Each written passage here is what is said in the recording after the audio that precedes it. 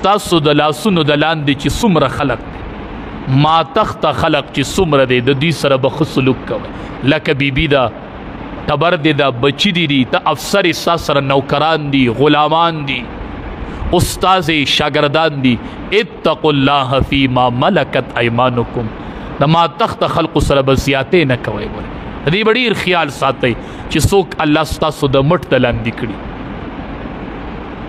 یو صحابي راغی نبی کریم صلی الله علیه وسلم نے تپوس ویل الله حبیب زما غلام دی هغه ټیم پټیم زما نافرمانی وکي نو زه ورته زوره نه کوم سپېړه ورکم زوره نه ورته وکم نو ما نه به الله د دې تپوس کوي دا غلامه سې ټیکېږي نه که نه نافرماني کوي که نه نو زه ګزار ورکم خبرې ورته وکم قار دړ ورته وکم دې به ما نه الله تپوس کوي نبی کریم صلی الله علیه وسلم صحابي ته عجیبه خبره وکړه ورته وی الله به یوه تله لګولي هغې ته به تم مخامخ شي او دا غلام به دې مخامخ شي په هغې تله کې به د دې غلام دا قصور اوتلي چې د څومره ګناه کړې وه هغه به وتلي او دې طرف ته به ورسره ستا د ګزار وتلي ستا د قار به ورسره وتلي نو دا دواړه به وتلي نه که ستا دا قار د ده په دې ګناه سیوا او د ګناه لږه کړې وه او تا سپېړه سیوا ورکړې وه قار دې سیوا کړی نو ستا نه به بدله اخیستې کېږي او دې غلام له به ورکېږي او که نه د هغه ګناه زیاته وه او ستا سزا پې کمه وه نو دا غلام ستا حقدار دی د ده نه به تا له بدله اخیستې کېږي مونږ خوړو ذهن کې شته نه چې قار به م الله تلي او دا سپېړه چې مې چاله ورکړه دا به م الله تلي مونږ خوړو ذهن کې شته نه دا به الله تلي ښه چې دا سپېړه دې چاله را پرېښې ده که د هغې ګناه نه دې سیوا کړي نو ته به هغه له حق ورکوې او که نه هغه ګناه ډېره کړي او تا سزا کمه ورکړي نو ځکه نبي کریم صلی الله علیه وسلم وفرمیل وی اتقوا الله فيما ملكت ايمانكم ما تخت خلقو په باره کې د الله نه ویریږئ د دې به الله تپوس کوي ښه دې کې بیبیان هم راځي بیبیانو باره کې د الله نه ویریږئ سزا ډېره مه ورکوه جرم یې څومره دی د هغې جرم مناسب سزا بیبي له ورکړه خو د جرم نه زیاته سزا ګورې بیبي له مه ورکوه دی وایي زما نه به یې څوک تپوس وکړي ما نه یې پلار تپوس کولی شي ما نه یې ورور تپوس کولی شي زه هم د پلار او د ورور نه یې مه یېرېږئ چې پلار به یې تپوس وکړي ورور به یې تپوس خو یوه غټه تله به الله لګوي هلته به الله تپوس کوي ګورئ دا چې د چا د تپوس څوک نه وي د دې بنده نه یېرېږه د ده تپوس الله کوي بیا ښه او چې دا تپوس در نه کوي د ده نه مه یېرېږه دغه تپوس وکړو جو خبره ختمه شوه دنیا کې در نه تپوس وکړو خو دا چې تپوس نه کوي د ده تپوس په الله کوي نو هسې نه د بیبي جرم دې م وتلل شي او ورسره ستا د سزا م وتلل شي او دا پې ډېره ونه خیږي ګورئ بیا به ذموار سم خیال دی بعضې خاوندان داسې وي چې بیبي له دومره سخته سزا ورکړي دومره ظلم بیبي سره وکړي لاس او خپه ورله مات کړي وینه پکې وټکېږي او د مخ ګونه وله بدل کړي دا سزا ده که نو چې دا سزا الله وتلي چې دا سزا دې ورکړې ده ښه ګناه یې څه وه ګناه یې دا وه چې په سالن کې ترې مالګه سیوا شوې وه ښه په سالن کې مالګه سیوا شوه نو د هغې دا سزا وه هیر ترې نه وشول نو د هغې سزا دا شوله سالن کې ترې لږ نقصان راغی بنده دی مالګه سیوا شوله یا مالګه کمه شوله ښه د دې سزا دا وه دا دومره جرم و ستا نه به اوس دی بیبي له حق ورکوي او اوس به در نه دا بیبي مطالبه کوي ولاړ به یې ښه چې څو دې دا معامله کلیر کړې ده نو مخې ته تللی نه شي په دې معامله کې بل ته بیا ولاړې چې بیبي څو معاف کړی نه دا بل ته ولاړې دا مطالبه به در نه کېږي او دا خو یاد ساتئ نبی کریم صلی الله علیه وسلم د بیبیانو د حق په باره کې یو دا ویلي چې دا به په مخ نه وخي ښه که ګناه هم وکړي او د والو ضرورت هم راشي خو ښځه به په مخ باندې نه وخي په مخ به سزا نه ورکوي دا د بیبي په حقونو کې یو حق دا دی چې په مخ به بیبي نه ورکوي په مخ به ښځې له سزا نه ورکوي ښه په دې نه به سزا نه ورکوي او دی چې ګزار ورکوي نو مخ له ورله راپرېږدي اتقوا الله فيما ملكت ايمانكم کاش چې مونږ ته یاد وي چې نبی علیه السلام د دنیا نه ته نو مونږ ته دوه خبرې پرېښودې دي یو د مونځ به اهتمام کوئ یو به د ماتختو خلقو سره ښه سلوک کوئ دا دوه خبرې مونږ ته امام الانبیا پرېښودې نن مونځ کې هم کمی کوتاهي شروع ده نن د ماتخته خلقو سره بدسلوکي شروع ده بدمزاجي شروع ده ګورئ د نبی کریم صلی الله علیه وسلم عادت ده چې چا به ولس سیس پوخ نوکر غلام به سسیس پوخ کو به رضان سره کینه ویرا شو خورت او دا حدیث هم دی چې تا له څوک سسیس پوخ کی نو یا خو د ځان سره کینه ووی خوره به پې او که د ځان سره نه کینه نو لږ پې هغه له ورکوی دا وخوره دا چې هغه پخو د هغه د وجود نه پې خولي بیدلي او هغه هلته د چوکیداري کې دی ټول وخوري هغه وږې پاتې شي نه په دې د هغه نه خوله بیدلې دی یوه نوڼۍ وله ترې ورکړه دوه نوڼۍ وله ترې ورکړه د ځان سره یې کینوه چې نوڼۍ دوه ستا سره وخوري په دې ستا برکت نه کمیږي ښه په دې ستا عزت نه کمیږي په دې به د عزت او برکت ښه سیوا شي نو نبی کریم صلی الله علیه وسلم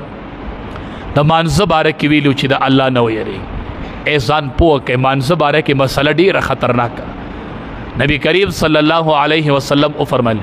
ان اول ما يحاسب به العبد بصلاته قیامت کې به د ټولو نه ړومبې حساب چې د بنده سره شروع کېږي نو هغه به د مونځ وي ړومبې حساب به د مانځه ورکوو پکار دا وه چې مونږ د ټولو نه زیات اهتمام د مانځه کولی چې ړومبې حساب به الله مانه د مانځه علي ښه ړومبې چې دې تلې ته مخامخ شي یوه ډېره غټه تله به الله لګي وندع الموازین القسط لیوم القیامه الله وی اوبه لګو مونږ تلې نو دا تلې نه دي دا یوه تله ده خو الله ورته ځکه تلې ویلي دي چې دا د ډېرو تلو برابر ده تله یوه ده خو څومره تله به یې پته درته شته د دنیا د تلې نه دي ښه حدیث مبارک کې راځي دومره غټه تله به الله ولګوي چې ځمکه او اسمان به په یو چابړي کې راځي دومره غټه تله سم خیال لې ان اول ما يحاسب به العبد بصلاته اول چې هغې تلې ته مخامخ شوی به مونځ وله راوړی د مونځ ټول شروع الله اکبر د مونځ حساب به راله شروع کړي فان صلحت که د چا مونځ صحیح راووت څوک په مونځ کې کامیاب شو د نبی علیه السلام فرمایي فقد افلح وانجحا دا سړی کامیاب شو دا سړی کامیاب شو د ده د کامیابۍ اعلان به وشي دی کامیاب شو مونځ یې پوره راووت و ان فسدت او که مونځ کې اخوا دېخوا راووت نو بس حدیث مبارک کې راځي دا سړی فقد خاب و خسره نامراده شو تاواني راوختو تاواني راوخت دا مونږ چې وایو ربه مونږ د آخرت د تاوان نه بچ کړي په دغه ځای کې هم تاوان رو نه خیږي چېرته ښه چې مونځ که نقصان راووت په مونځ کې وي به دی ناکامه شو دی نامراده شو دی تاواني شو د مونځ ټولې برابر راونه ختو بس ړومبې حساب به د مانځه کېږي او دا به الله تلي مونږ منځونه به شمارل نه شي ښه منځونه به تلل شي تلل منځ چرې مه پرېږدئ چرې منځ په پابندۍ مه کوئ چرې منځ په جلتۍ مه کوئ چرې منځ زر زر مه کوئ ښه نبی کریم صلی الله علیه وسلم فرمایي بهترین غل ټولو کې ناکاره غل هغه دی چې هغه د مانځه نه غلا کوي صحابه کرام تپوس کی د مانځه غلا څه ده وایي د دې رکوع سجده په ښه شان نه کوي دا د مانځه نه غلا کوي چې منځ ته ودرېږي الله اکبر داسې منځ کوه چې دا منځ به الله تلې ته مخامخ کي او زه به ولاړ یم دې منځ به ما سره حساب کي سم خیال دی مونږ خفه په دې یو چې تپوس خلک به کوي نوجوانان به کوي مولي صاحب په سرتوره منځ کېږي که نه کېږي مټې مې وښلې دي منځ کېږي که نه کېږي مونږ خو دا نه شو ویلی چې نه کېږي فرض منځ خو ستا دا شو زه خو تا ته دا نه وایم چې نه کېږي خو زه وایم چې ته په سرتوره منځ کوې ناول دا تصور کوه چې دا منځ به مې الله یو ورځ په تله تلي او زه به ولاړ یم چې د سرتوري منځ به څومره وزن د دې سرتوري د منځ وزن به څومره چې سړی د الله په دربار کې د بادشاهانو د بادشاه په دربار کې حاضري کوي او الله ورته وایي زما چې کوم آداب دي ما ته په هغې کې ودرېږه ما ته ټوپۍ په سر کا مټې کته کا او داسې کوسترګې ما ته ودرېږه چې زه دې منځ قبول کړم خدای خبر چې دی دا منځ به په طول کې څنګه راخیږي دا منځ به مې په طول کې څنګه راخیږي دا تپوس مه کوه خو ځان له دا تپوس کوه چې یاره دا منځ مې الله په تله کې کېدي چې د دې به څه وزن چرته به سړي پګړۍ وخلي او اوږد لباس او داسې په عجزۍ به د الله مخې ته ولاړي چرته به دا منځ او چرته به د سرتوري منځ او مټې به یې وخلي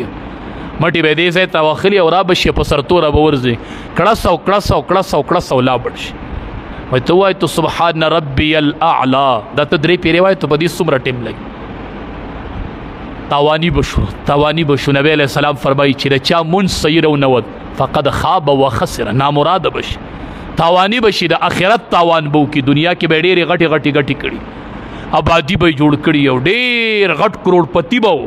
خو چې په آخرت کې تاواني روت بیا بلته تاواني ګورې. الله دې موږ د آخرت د تاوان نه بچ کړي. الله دې موږ د آخرت د تاوان نه بچ کړي.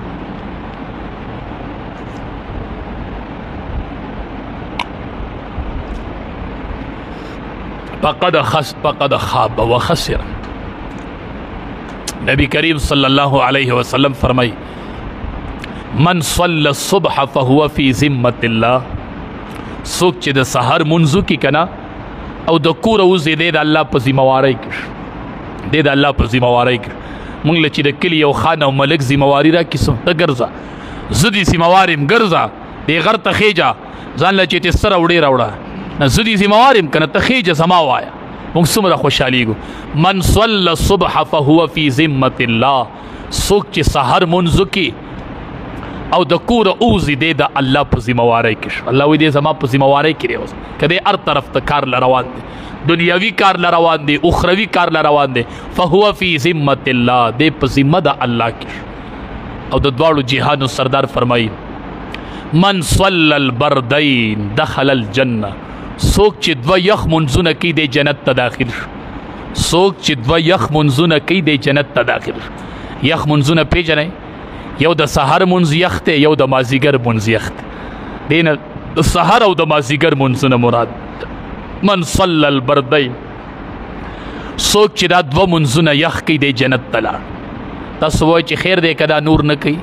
خو چې دا دوه کوي نه که نه. نبی علیه السلام چې وایي نو دا هسې نه وایي چې د سار منځ چوکو سوال نه پیدا کیږي چې د نه د ماسپښین منځ قضا شي. وګورئ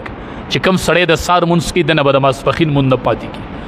او ماسپښین منځ به عام طور پر د هغه چا نه پاتې کېږي چې د سار منځ یې نه کړی. او څوک چې د مازیګر منځو کې د ده نه به د ماښام او د ماسخوتن منځ نه پاتې کېږي. نن سبا اکثر نوجوانان چې مازیګر آزاد شروع شي دلته مؤذن وایي حی علی الصلاة مانځه ته راشه او دی د کوره وځي او کپړې راوالي او کرکټ له روان شي. څوک ګرونونو ته لاړ شي او څوک غرونو ته چکرو له روان شي. الله اکبر. نبی علیه السلام فرمایي چې د چا نه د مازیګر مونځ پاتې شو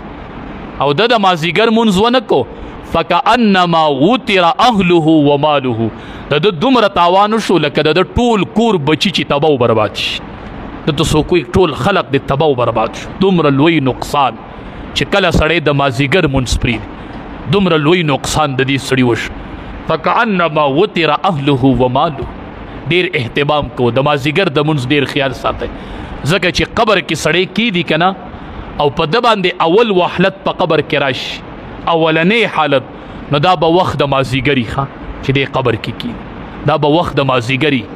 ډېر اهتمام د مازیګر په مونځ کې کوئ. چا نه په چکرو کې لاړ شي د چا نه په کرکټو کې لاړ شي او د چا نه په ولیبالو کې لاړ شي. غره ته به وخیږي او ماښام له به راکوشي ماښام ترې نه په لاره لاړ شي مازیګر ترې نه په لاره لاړ شي. د مونځ ډېر اهتمام کو. کعب ابن ربیعه رضی الله تعالی عنه دا یو صحابي دی. وایي زما د نبی علیه السلام سره یوه شپه راغله روغه شپه اوبه مې وله راوړلې دا اوداسه دپاره یو څیز راوړه بل څیز راوړه ټوله شپه د نبی علیه السلام خادم ومه ټوله شپه د پیغمبر سره ومه یو څیز به مې راوړو بل څیز به مې راوړو. وایي چې ټوله شپه مې وله خدمت وکړو نو نبی علیه السلام راته وایي سل یو سوال وکړه زه یو سوال وکړه یو سوال وکړه ما ټوله شپه خدمت کړم. نبی علیه السلام راته وایي سل څه وغواړه ډېر بختور نو ډېر صحابه ډېر بختور وی اسألک مرافقتک فی الجنه. الله حبیبه چې ستا سره په جنت کې ملګری شم نو دا غواړم. ما ته وایي چې څه دعا وغواړه ما ورته وی اسألک مرافقتک فی الجنه. بس دا یو دعا کوم چې خدای به ستا سره په جنت کې ملګری کړي. بس چل تر سره ملګری یم دنیا کې مې سره شپه وویستله چې آخرت کې او جنت کې سره ملګری. نبی علیه السلام ورته وایي فاعنی علی کثرة السجود چې زما مرګتیا په جنت کې غواړې نو ډېرې سجدې کوه ښه ډېرې سجدې کوه یعنی د مونځ اهتمام کوه ورسره نوافل کوه ما سره به جنت کې ملګری شي. چې څومره دې سجدې ډېرې وي د زما ملګری وي نو فرض مونځ هم کوه دې کې هم ډېرې سجدې دي ورسره نوافل کوه اوابین کوه اشراق کوه بس ډېرې سجدې کوه نو الله به دې په جنت کې زما ملګری کړي. الله به دې په جنت کې زما ملګری کړي. وی ډېرې سجدې کوه نو ډېرې سجدې کوه الله به دې په جنت کې زما سره ملګری کړي. مونځ ډېر اهم عبادت دی. مونځ کو ماسخوتن وختي اوده کېږو سحر وختي پاسو اکثر چې د سحر مونږ د سړي نه پاتې کېږي د هغې وجه دی یا دی د ماسخوتن مونځ ونه کړي یا د ماسخوتن مونځ وکړي خو د ماسخوتن د مانځه نه پس دی په څه ګناه کې مبتلا شي ځکه تېره سهار مونځ پاتې شي څه ګناه به ترې کېږي ځکه به تېره سهار یا به موبایل ګوري تصویران به ګوري ډرامې به ګوري یا به یې د ماسخوتن مونځ نه یې کړی ځکه تېره سهار دا مونځ پاتې کېږي دا چې مونږ نه مستقل د سهار مونځ پاتې کېږي او دې دوران کې وفات شو اچانک مرګونه دی بس وي هارټ اټیک ورته وشو چې هارټ اټیک درته ماسپښین وشي او د سهار مونځ دې نه یې کړی څه جواب به الله نه ورکړي نو به چې لومبی حساب خو به د مانځه کي ستا په ذمه باندې اولنی فرض مونځ د وخت اوده کي او ډېر کسان خوب کې بس چې څملمه مولي صاحب یارېږمه دا خوبي نمه دا خوبي نمه نبی کریم صلی الله علیه وسلم فرمایي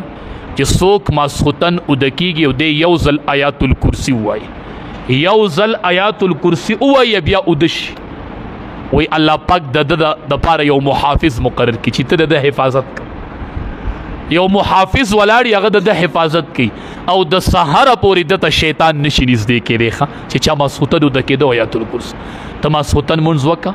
د وخته سمله او په ځان باندې آیات الکرسي ووایه الله به یو محافظ مقرر کړي یو محافظ اب ستا حفاظت کوي او څو پورې چې سبا شوی نه دی دته به شیطان نه نږدې کېږي ښه الله دعاګانې غواړو د آخرت فکر شروع کړو نبی کریم صلی الله علیه وسلم فرمایل وی چې څوک اوه پیرېده ویې یا الله ما د جهنم نه بچ کی یا الله ما د جهنم نه وساتي رب ما د جهنم نه بچ کی رب ما د جهنم نه بچ کی رب ما د جهنم نه بچ کی رب ما د جهنم نه بچ کی رب ما د جهنم نه بچ کی نو دا جهنم आवाज کی قالت النار دا جهنم ورته وی رب دې زمانه پناه غواړي دته زمانه پناه ورکړه رب بس او چې و پیری وي رب مال جنت راکې رب مال جنت راکې رب مال جنت راکې رب مال جنت راکې رب مال جنت راکې رب مال جنت راکې رب مال جنت راکې نو جنت आवाज کی قالت الجنه ای رب دې ما غواړي رب دې ما ترا داخل کې رب دې ما ته نو ځان د ورځې و پیری د جهنم نه پناه غواړو او و پیری جنت غواړو فکر کو اسی وخت نه تیروخه اسی وخت نه تیرو اسی وخت نه تیرو خپل ژوند د سنت موافق کوخه نبی کریم صلی الله علیه وسلم فرمای چې څوک اودس وکي او د اودس نه پس دی وی اشهد ان لا اله الا الله وحده لا شریک له واشهد ان محمدا عبده ورسوله واجعلني من التوابين واجعلني اللهم اجعلني من التوابين واجعلني من المتطهرين دا دعا وای وای د پاره اته واړه دروازې د جنت کولو پرتی دي خو چې دا او د سنپس دا دعا وای ځان له هر ټیم د اخرت فکر منشو د اخرت سوداګانی کو خو د اخرت فکر کو موږ د دنیا په سوداګانو کې اخته یو د دنیا په ګټو کې اخته یو چې ځان له د اخرت ګټو کې خصوصا دکاندارانو توامه نبی کریم صلی الله علیه وسلم فرمای من اقال مسلما اقال الله عثرته نبی علیہ السلام فرمای چې کم دکاندار نسوک سسیز والی او بیا دغه کس تومانه شي ورله روړي وي دا واپس واله زه ستومانه شوی نه مې دی خوښ دا دکاندار ورته وی رای کا او خپلې پیسې ورله پوره ورکړي دې ته اقاله وی من اقال مسلما چا چې د مسلمان سره اقاله وکړله اقاله الله عثرته الله وی د قیامت په ورځ به زه د دې دکاندار سره د ګناهونو اقاله وکړم زه به هم تا د ګاک نه سودا اخیستې وه نن دې ته ګناهونه پرېږده ماله راکړه ته ځه جنت ته ځه ما تا سره د ګناهونو اقاله وکړه ځان له د آخرت د سوداګانو فکر کو ځان له د آخرت فکر کو اچانک مرګونه دي اچانک مرګ راځي کریم الله مونږ ټولو نه رضا شي یا الله زمونږ اخره خاتمه په ایمان کې د باران دپاره ټول دعا وغواړئ کریم الله مونږ باندې د خیر او د رحمت باران روول اللهم انزل علينا غيثا مغيثا نافعا غير ضار عاجلا غير آجل اللهم اسق عبادك وبهيمتك وانشر رحمتك وهو الولي الحميد وهو الولي الحميد کریم الله مونږ باندې د خیر او د رحمت باران روور یا الله دا ماشومان ډیر په تکلیف کې دي ربا واړه واړه ماشومان دي معصومې جبې دي معصوم وجودونه دي کله بېهوش شي ربا دا ماشومان زمونږ په ګناهونو منیسي ربا دا زمونږ په ګناهونو نیولي دي ربا مونږ ته توبه ده ربه زمونږ په ګناهونو دا ماشومان مه عذابوه ربه په دې ماشومانو باران رووروه ربه په دې ماشومانو یې رووروه ربه په دې حشرات الارض یې رووروه ربه د ځمکو په دې زنده سرو باران رووروه ربه اللهم لا تعذب امت محمد بذنوبنا الله زمونږ په ګناهونو دا امت مه نیسه ربه دا زمونږ د ګناه نتیجه ده ربه مونږ ټول تا ته توبه وباسو ربه مونږ باندې د خیر او د رحمت باران رووره اللهم انزل علينا غيثا مغيثا غيثا معيثا غيثا مغيثا نافعا غير ضار عاجلا غير آجل آمين آمين برحمتك